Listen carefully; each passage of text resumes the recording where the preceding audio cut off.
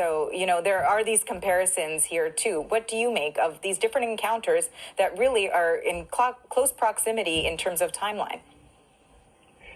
So when you talk about comparisons, I think it's important to note that this is a long line of names: George Floyd, Sandra Bland. The names go on because the problem is pervasive. And the problem, I think, stems from two separate phenomena that we see converge at the same time. It's the police are interacting based off of their own perceptions. And when we start to look at how Black people are perceived in society, we don't talk about that when it comes to the media, how we are perceived.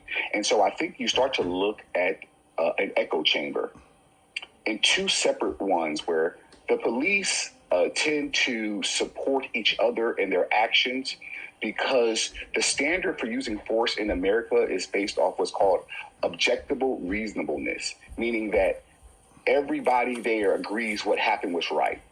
But every use of force is subjective by nature. At the Jayland Walker shooting, there was officers there yelling, "Cease fire." About 2 seconds in, they were going like this. That means cease fire. And for another 3 to 4 seconds, rounds kept going. So we ultimately see even the police didn't even determine at the time what was reasonable. So when you start to look into these factors, Uvalde, when the police didn't go in, January 6th, when the police were getting assaulted and crushed and no shots were fired, because the perceptions are that the danger is not coming from people who look like me. And we have to talk about that. Now, what I'll tell you for most part, what I do is I look at these cases and I say, did the officer need to engage? Because his taillight was out. It was a simple thing. A lot of cities have implemented policies where we won't even pursue for minor things. So these can be fixed at policy levels. But when you start to talk about policy and policing, the idea of hands-on policing is a culture. The culture is, I want to chase down the bad guy.